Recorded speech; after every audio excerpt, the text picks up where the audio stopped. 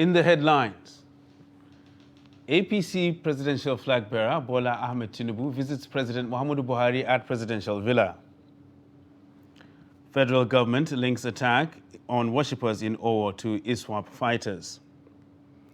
INEC reminds political parties on adherence to election timetable.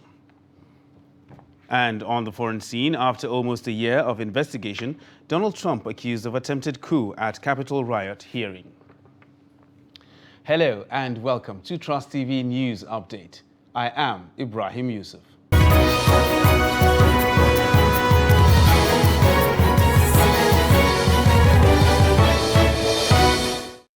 Hello and welcome once again. The Independent National Electoral Commission, INEC, has warned political parties that its candidate nomination portal for the 2023 general elections would automatically shut down at 6 p.m. on June 17th for national elections and 6 p.m. on July 15th for state elections. Chairman of the Commission, Mahmoud Yakubu, gave the warning at the Commission's meeting with resident electoral commissioners on Thursday in Abuja. Yakubu reminded political parties that all primaries for election flag bearers for the 2023 elections will end on Thursday, June 9th, while all political parties are required to submit their list of candidates for presidential, vice presidential, senatorial and House of Representatives elections latest Friday, June 17th. According to him, lists of candidates for governorship and deputy governorship, as well as state houses of assembly, shall be uploaded from July 1 to July 15th, as already provided in the timetable and schedule of activities for the 2023 general election already released by the Commission. INEC said that only the names of candidates that emerged from democratic primaries as provided by Section 84 of the Electoral Act 2022 shall be submitted to the Commission. Some APC members have hailed the just concluded presidential primary of the party that produced Bola Tinubu as candidate, saying the party will coast to victory in the 2023 elections. Members also call for unity among the party faithful to close ranks for the party to retain power, irrespective of contending interests. The report.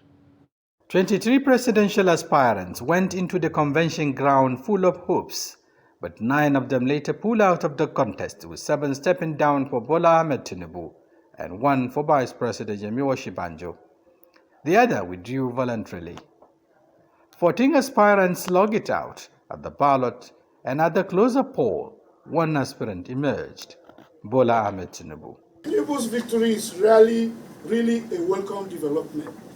His resilience, doggedness, and articulated investment in politics, especially in human development, has endeared him to all sections of the country, and his emergence as APC's flag bearer has comforted all party members that the course has been cleared for the party to win the next presidential election. Party members are hopeful that the APC's flag bearer will lead the party to victory, irrespective of the challenges ahead.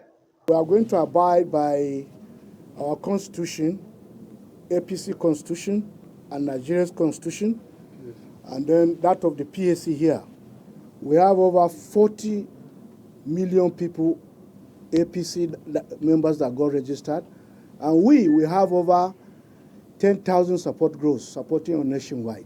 Yes. With this, the project is going to be as easy as possible. They want other contestants and the party loyalists to work tirelessly for the success of the party, which will be contesting the nation's #1 seat, with other political parties aiming at wresting power from the ruling party. Shafiu Suleiman, Trust TV News, Abuja.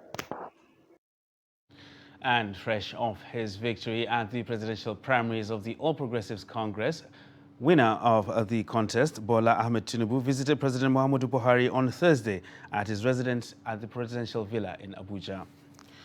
Tinubu was full of praise for the president, who he said did not at any time attempt to tinker with the process of the primaries to favor one ethnic group over the other. Kainde Amadu reports. The presidential candidate is accompanied on this thank you visit by Lagos State Governor Babajide Sanwo-Olu and his brother Wale Tinubu. Obviously elated, Senator Tinubu says the victory at the primaries does not belong to him, but to President Buhari, who is living a legacy of transparency and consistency and commitment to democratic principles and values. If you have to give it to anybody yesterday, it's not my victory that is important. It's the process and the management of that election that gave it to President Muhammadu Buhari. So what will be the selling point of a Bola Tinubu candidacy to the Nigerian electorate? I'm brilliant, I am experienced from private sector to public sector and ready to hit the ground running same day and not mess up. And what is his advice to members of the APC as the party prepares for the 2023 polls? All APC family members should celebrate in a limited manner. We just begin hard work. The work ahead to win the victory for our party is a hard one, and we will win. The next thing Nigerians want to know is who is Bola Tinubu's running mate at the polls. I won't tell you that. That is my right. The candidate says that information is in his pocketbook, which may infer that he already knows who it is.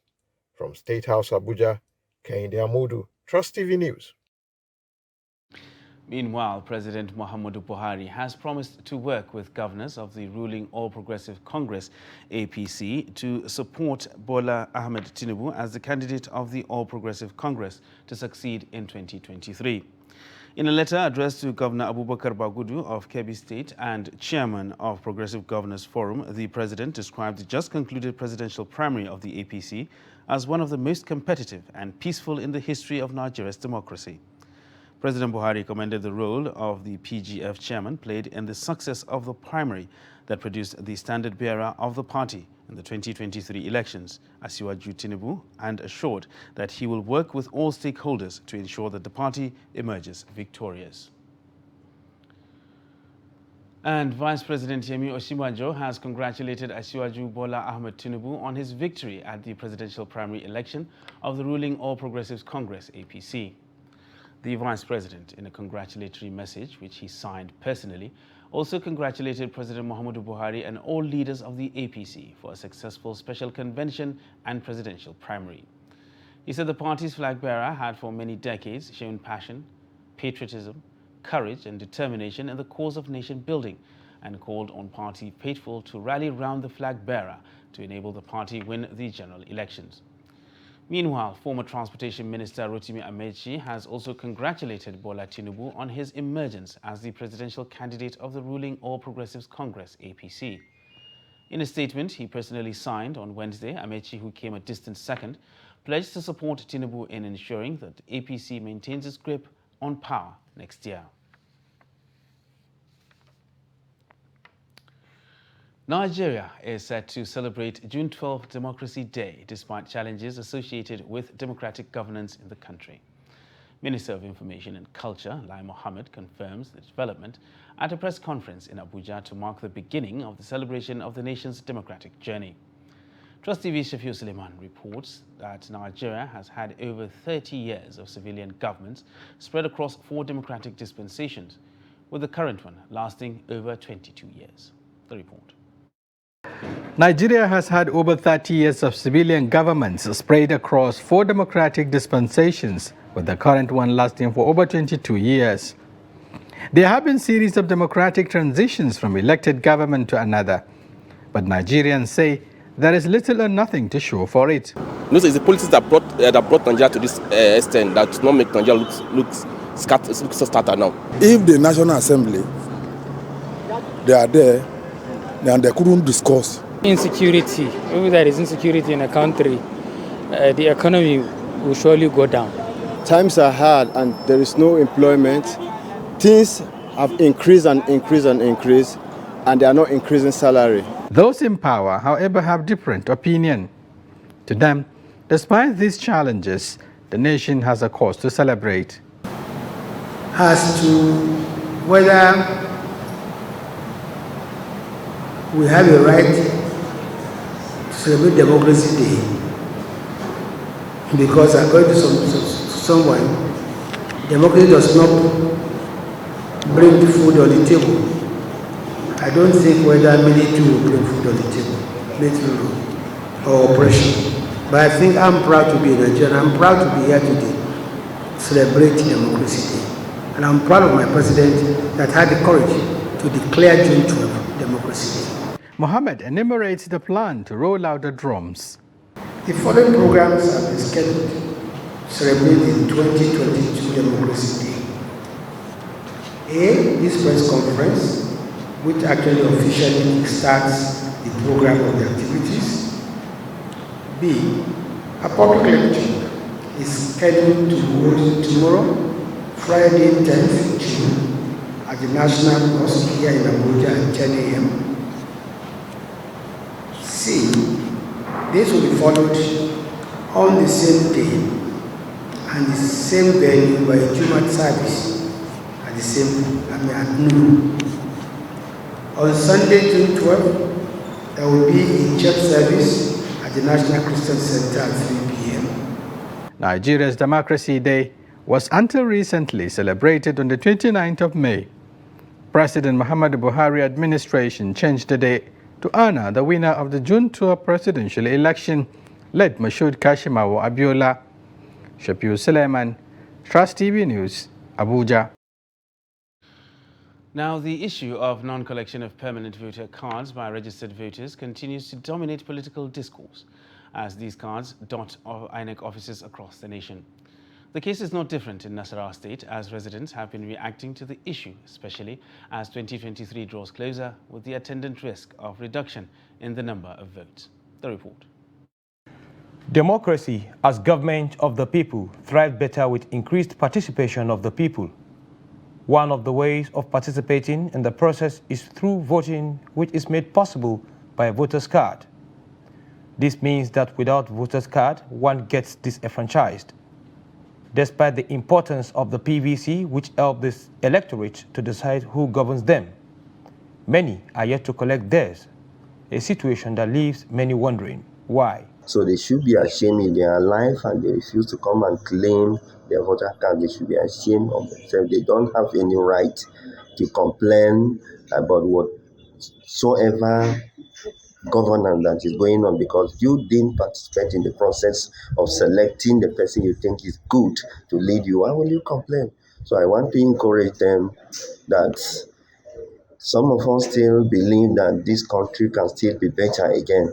They should come forward, get their PVC. And eligible voters need to be, sensitized more on the importance of having PVC and what PVC can do with regards to elections. How they can make a choice, have a voice in the electoral process.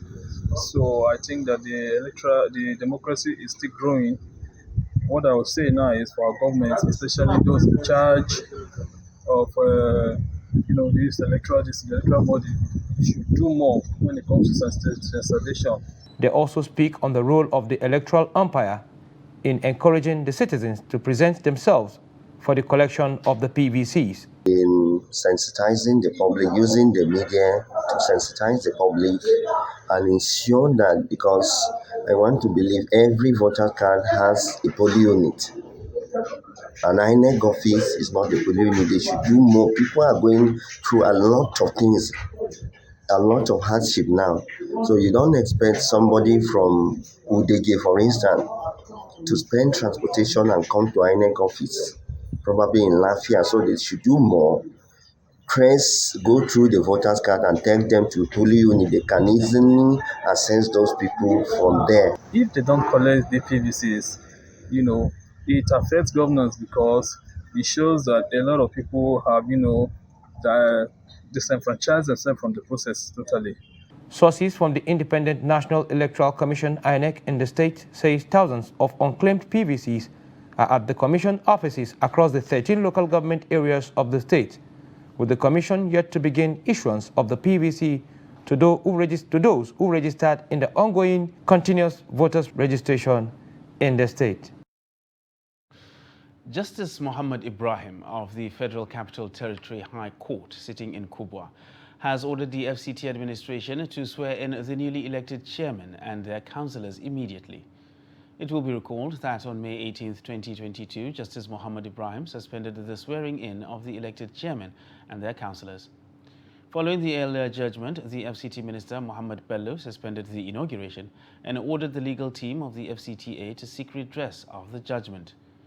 Justice Muhammad, while delivering the fresh judgment on Thursday, admitted to errors that led to a judgment on issues concerning the elongation of the tenure of the outgoing chairman in the 6th area councils. Justice Muhammad explained that he has vacated his first judgment and subsequently directed the FCT minister to immediately swear in the new area council chairman and their councillors. You are watching Trust TV News Update. Still to come on the news, scourge of monkeypox in Zamfara. Details of these and more stories after the break. Stay with us.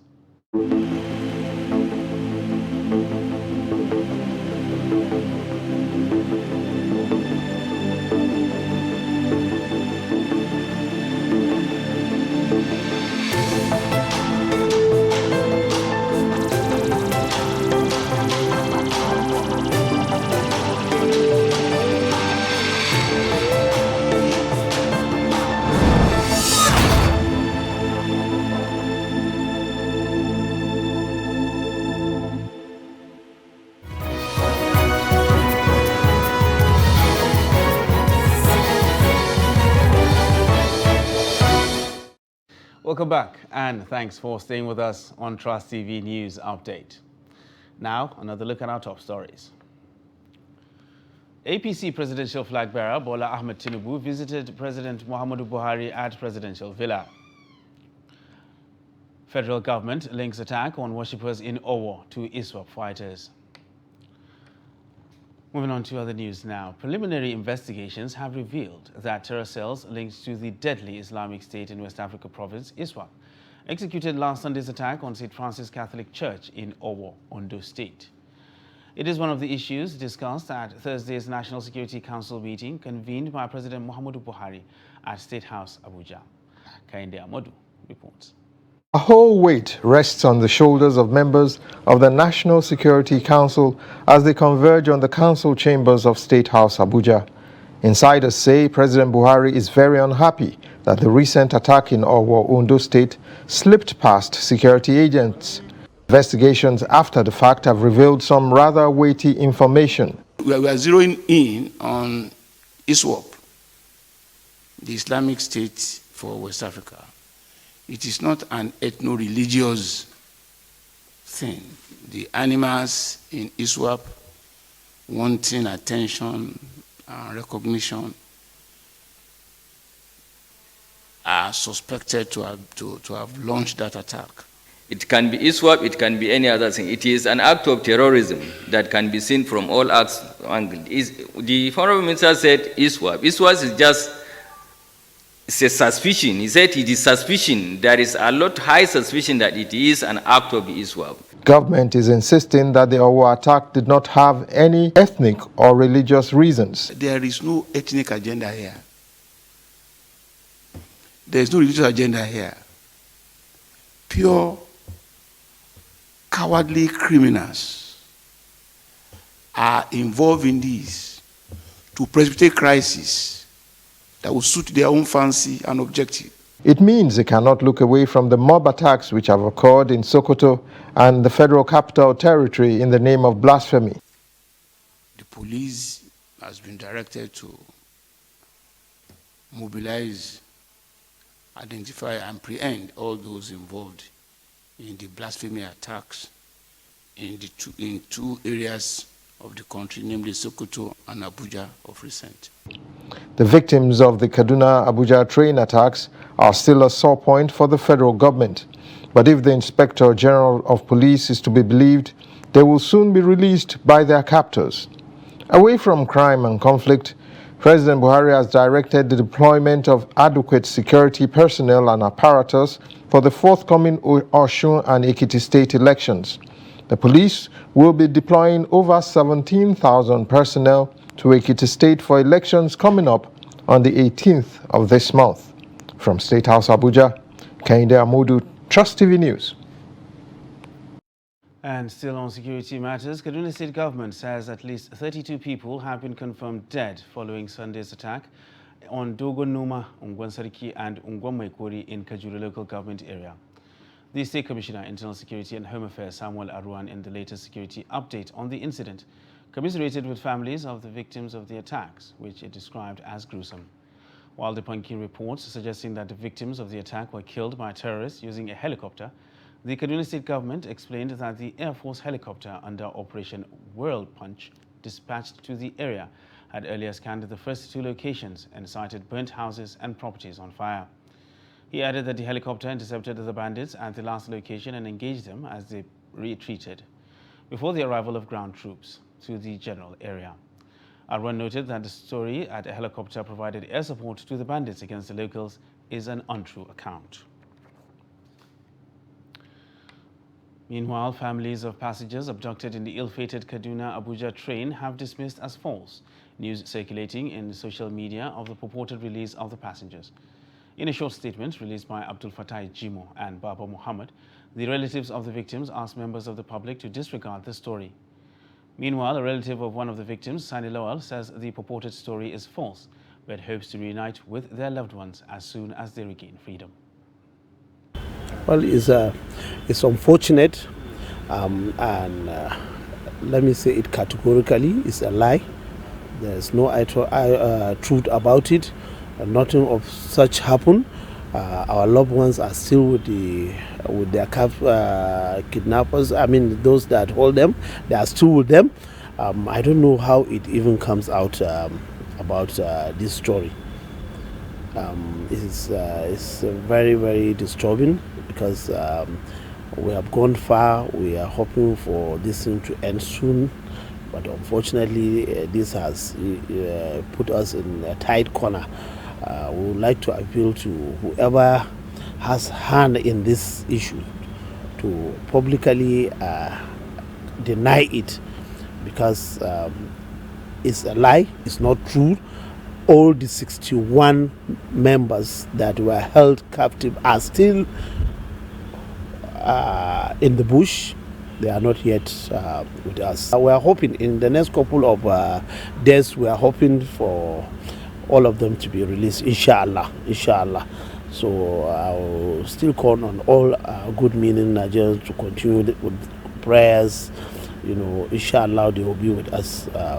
And we would like to assure relatives that no one is hiding any information regarding, you know, the release of our loved ones. We have been bombarded since yesterday on call for good-willings Nigerians asking us, congratulating us. Well, we are seeing the near end of this issue, inshallah.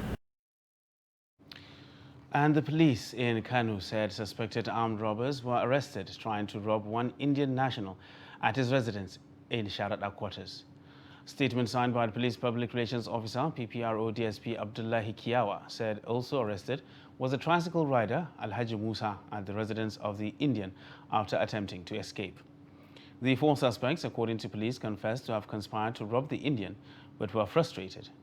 The PPRO said some items recovered from them include a mobile phone, a sharp knife, laptop, and Indian rupees, among other documents. The statement said the suspects will be charged to court. And the first set of Nigerians intending pilgrims has departed for Saudi Arabia for the 2022 Hajj. 546 pilgrims from Borno State were airlifted in the inaugural flight. President Muhammadu Buhari urged the intending pilgrims to be good ambassadors of Nigeria and adhere to COVID-19 guidelines. The president, represented by Borno State Governor, flagged off the inaugural airlift to the Holy Land. The report. The annual pilgrimage to Mecca was suspended for the past 2 years due to the global outbreak of coronavirus. But this year's Hajj will see 43,000 pilgrims from Adamawa, Borno, Bauchi, Gombe, Kogi, Niger, Nasarawa, Taraba, Kwara, Katsina, Benue, Jigawa, and Plateau State embark on the journey to Saudi Arabia. President Buhari, represented by Borno State Governor Umara Zulum, urged the pilgrims to exhibit good conduct and obey COVID-19 guidelines and to pray for Nigeria. And conduct yourselves in an orderly manner. Hajj being an act of worship also entails hardship, which requires patience, great sacrifice, self-restraint, and discipline. I therefore call upon you to obey all the COVID-19 protocols, as it is meant to protect you and other citizens throughout your stay in the Holy Land. May I therefore appeal to our intended pilgrims to be mindful of our predicament and remain prayerful for the attainment of peace in the country.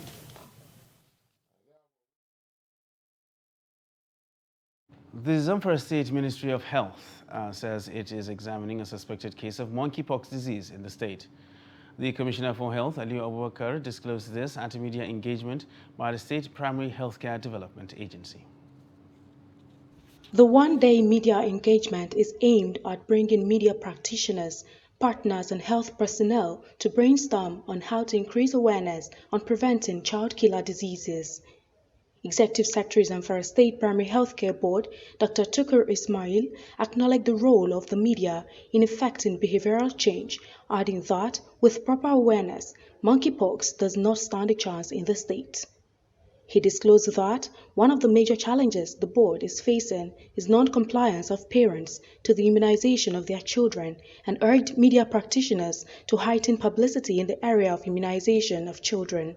Nobody can underscore or underestimate the role of media in terms of awareness creation of all organizations in the world. And whenever we want to make improvements in terms of service delivery, whatever it is, media is the springboard. One of the major challenges we are having is we have the vaccines, we have the eligible children, we have the staff. Unfortunately, the vaccines are not getting to the children. We still have issues with rates and misconceptions. We still have issues with child absence. We still have issues with non-compliance. We still have issues with, because we realize that sometimes when you hear an issue of child absence, it's a subtle way of non-compliance.